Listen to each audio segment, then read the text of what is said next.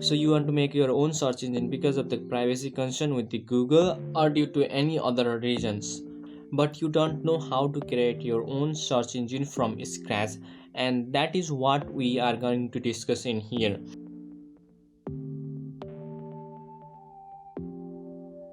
And let's just learn about how the most popular search engine works. So the developers of Google have explained how their Google search works.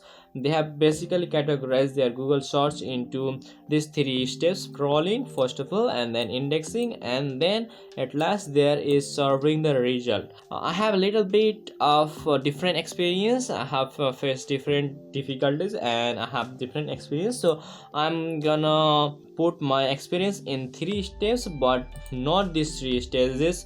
I'll have different stages like this one. So there you go, there are three steps. The first one is scrolling, parsing, and indexing. If you come up here, you can see that there is scrolling, indexing, and serving search results, which is self-explanatory, and you can just look at it here and just read. Otherwise, I'm gonna put the link in the description. You can go to that the Google's official website and read there. But in here I have curated three stages. These three stages are crawling, parsing, and indexing. I have added a parsing stage in between of crawling and indexing. That wasn't as a process in the original Google's three stages of Google search, but in here I have put that, and I think it's best for beginner to start with these three stages. If I have to summarize this all three steps in few words, then I can say crawling is like going to the website, getting the text, images, like the website's content itself, and in the parsing stage, the content we got can be like proceed and gets refined and stored in the database. So in the indexing phase, if the user searches for some query and the search engine returns some query, then there should be some kind of indexing, right? Who is content to put first, who is result to put first, and that is indexing. And I think you understand this thing. So let's move on and let's just get a detailed view over these three steps. So first one is crawling. So there you go, crawling, and you can see that it's like gets the image, takes links from the websites found on the internet with an automated bot. And here you can see there is automated bot, means we will use bot. One thing you need to notice in here is that we are not going to be visiting every website after the user searches. So before the user searches any query, we must have explored most, if not all, of the websites that exist on the internet, and we have to explore and scrape those websites on the regular basis. So we are not going to go to every website and scrape the data from there and just present the user after the user searches. So we are going to go to every website before user searches any query in our search engine. That means here you can see that there is a Wikipedia page, and in here if I have to scrape or crawl this web page, then what I'll do is I'll go to this page. I'll get all of these text, links, and these images from here is mentioned in here. So I'll get images, text, and links from the websites found on the internet with an automated bot. So we'll get those images and text from the automated bot, and bot visits random website through the links found. So here you can see that there are this blue highlighted text. So these are actual links. If I click in here, I'll be redirected to another page. So these are the links, and we'll use these links to visit another page, because search engine needs to explore the internet, right? So it will explore thousands or billions of websites, so it needs to be robust and it will get past pretty quickly. So in here you can see that. So how the crawling works: first of all, we'll get the URL keywords. So if you visited any website, then at the URL you can see that after the domain name you will get some keywords related to that web page. Like in this case, this is related to space shuttle. So in the URL you can see there is a space shuttle. So while optimizing your website also, you should use this technique. and we will be using this technique in our search engine also. So after the URL keywords, what we are considering is the load time. So load time, we are checking the load time of the website. If website loads faster, it will be ranked higher. If the website is slow, then it will be ranked lower, because we actually want the good user experience, right?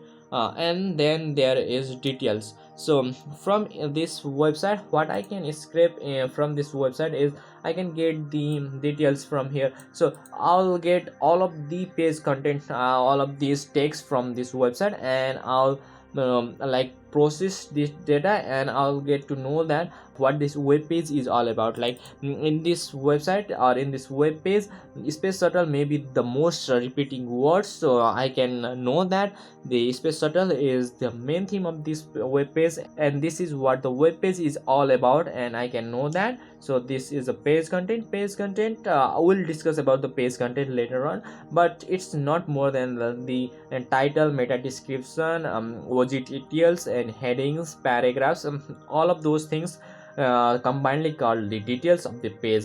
Next one is images. We'll get all of these images that are inside of that web page.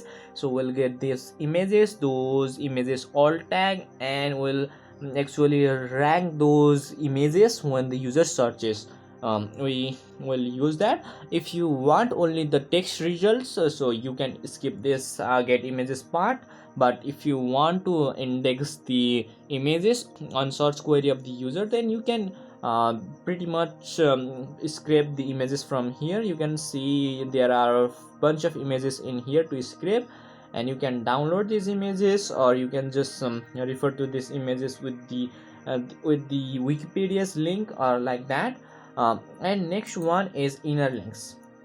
So what these inner links are, so there you have heads of details, and there you can see that it is highlighted in blue. These all are the links, and we will get all of those links from the website. Will contain that in an array or in the list, and after getting all of those links, what we'll do is we'll go to each and every website using that link, and from there onwards we'll get other links that are present inside of that web page, and we'll go to those links, and we'll go further on, get the links and go to those links, and from there onwards we'll get the links, and it will continue for decades or until you get broke.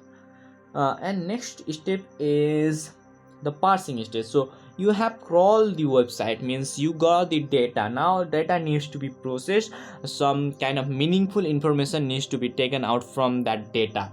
So that is where the parsing stage comes.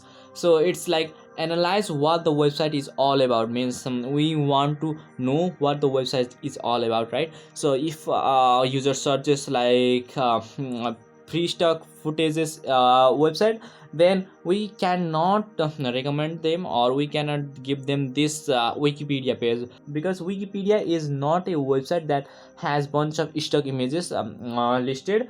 Wikipedia is an encyclopedia, not a stock image collected website. So we should be showing their pixels or unsplash or pixabay in there instead of this Wikipedia. So we have to analyze what the website is all about. So we'll extract the main keywords that are being used in here. So main keywords are space shuttle. Will somehow use an algorithm and extract this space shuttle from here, because these are the main keywords of this website from the crawl website, and saves meaningful results to the database. So we have crawled all of these websites, and we got the data from there. We refine the data, we process the data. Now we need to store this data so that if the user searches, then query can be processed with the refined data that exists on the database.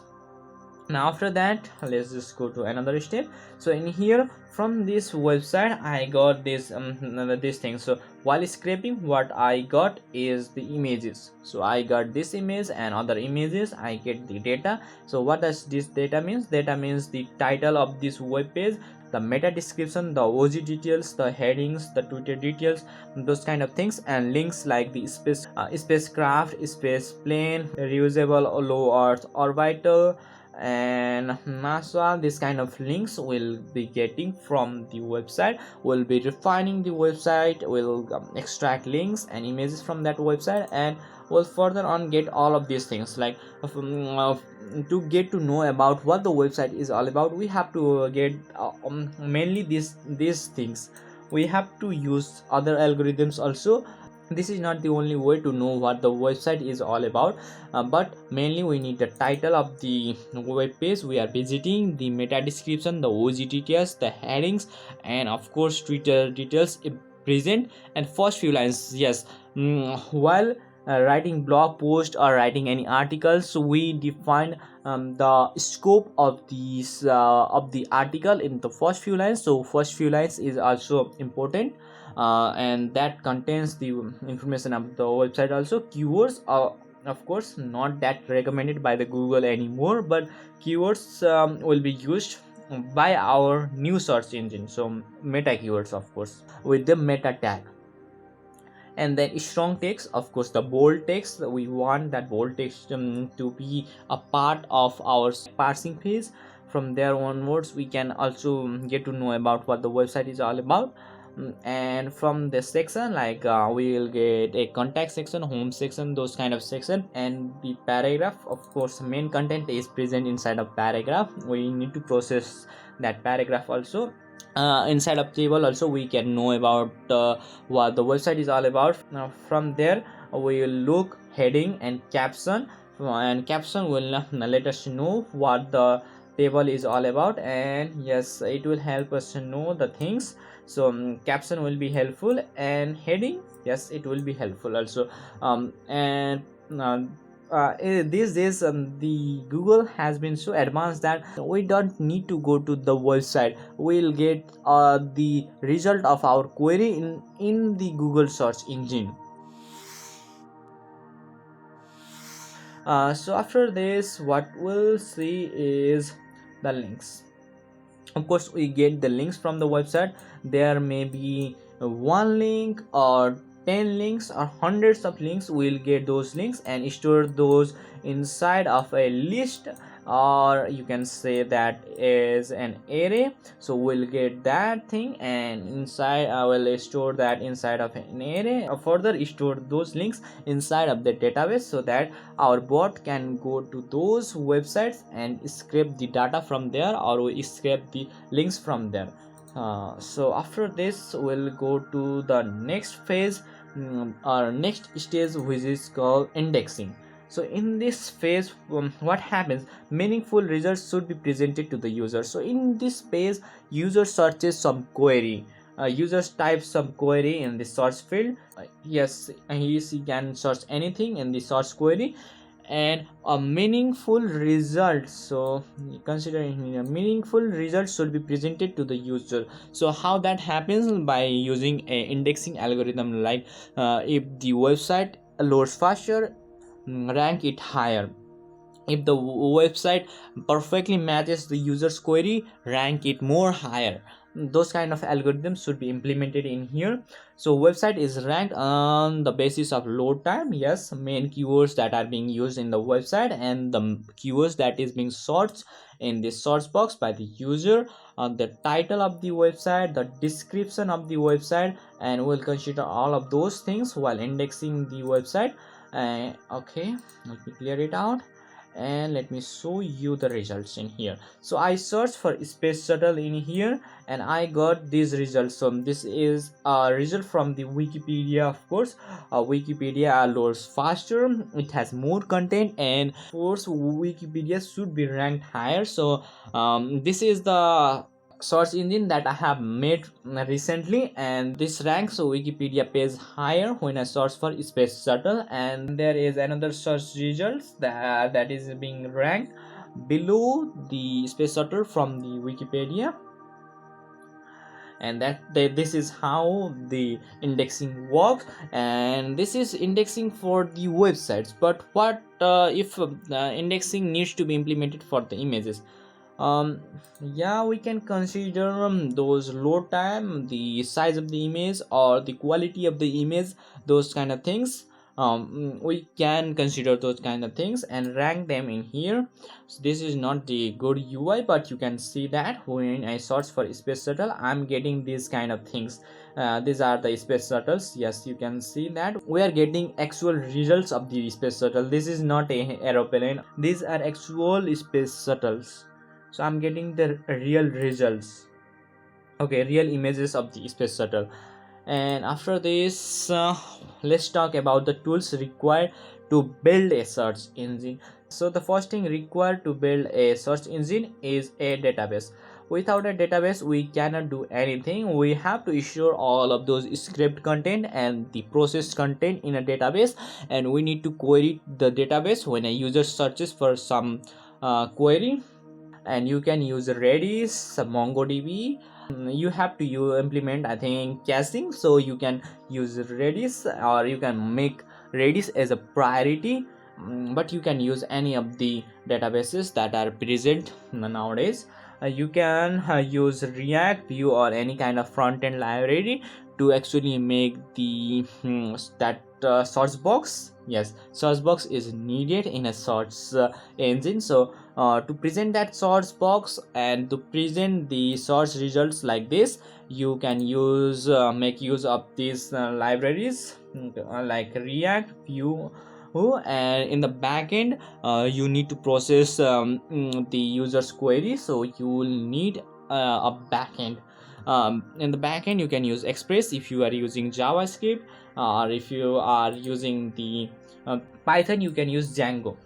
Yeah, these are the most popular backend frameworks.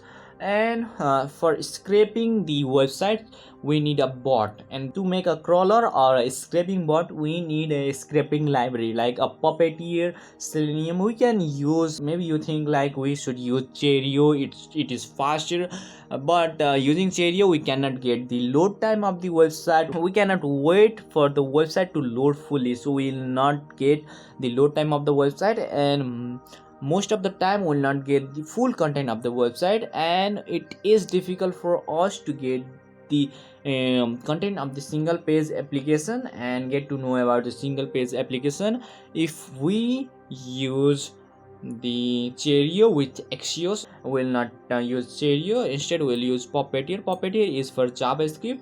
And if you want to use Python, you can always go for Selenium. These are the main tools required. And after this, what I want to show you is an example. As I told you earlier also, I have created a search engine recently, so this is an example. And I have created that search engine with the help of JavaScript only. So I use JavaScript in the front end, in the back end, JavaScript to crawl the website, JavaScript to process the website, JavaScript to query the database, and all of those places I have used JavaScript. So there is the application. Let me click in here. Let me see. Yes, this is the application. This is a search engine. You can go to this link and you'll get the search engine application. This is the front end part, or you can say the Mon stack. You can see the link in here, you can try it out. And you can see a bot in here. So this is the crawler that runs in the backend, or that the user don't have permission to actually access this bot. The bot runs itself and it escapes the website continuously and stores the data in the database. And in here you can see this is a Mon application. The UI looks like this, the search result look like this, the image result. And I have actually created a full architecture and explain a few lines of codes in here. I have created a video in here, and of course other kind of things. All of those things are explained in here. And in the web crawler you can go to the index page and you can explore all of the content in here. Like, it's not a difficult thing, and I haven't made this application complex, so you can always go there and find out. And if you want to know more about the some search engine, then I have recently written a blog post. You can come to this link. I'll put all of the links that I am discussing in this video in the description below, and you can read the article that I have written. In here I've discussed about the project division into the bot and the mon app, and tools I use for the bot, for the mon, and the database, three phases. Yes, I have discussed about the three phases in here, architecture, and I have discussed also about the indexing algorithm. You can come over here and you can learn about that, and I have also shared my learnings, and I have also shared some of the links to get started and to learn more about this search engine. So there are three phases. I have also discussed those three phases in here. I have discussed about the database, why I use Redis as a database, and I have discussed about the tools I am using for the bot. For the bot, as I discussed earlier also, the Puppeteer. I use Puppeteer, and I have described the reason why I use Puppeteer in here. I use Redis for the database, Mongoose for the connecting the MongoDB. Of course I need MongoDB. I love MongoDB, so I used MongoDB in there also along with the Redis, and robots.txt parser. Before scraping the website, you should visit robots.txt file, and if the endpoint or if the file is allowed it to crawl, then only you should crawl that web page. If not, you should not touch that web page, because that is not meant to be indexed on a search result. So you need to take care of that robots.txt file, and you can take care, or you can get an idea from this GitHub page. I have written comments also. Yeah, that was pretty much it, and I will provide these slides link in the description. All of those links will be in the description. You can come over here and get to know about this slide, and I have also provided link inside of the slide. So all of those resources will be provided in the description below, so check it out. And this is all for this video, and if you want to contribute this repository, then feel free to fork this repository and contribute to it. Of course, I'll be happy to merge those requested in here. And that's all for this video, and I'll see you guys in the next one. For now, bye bye.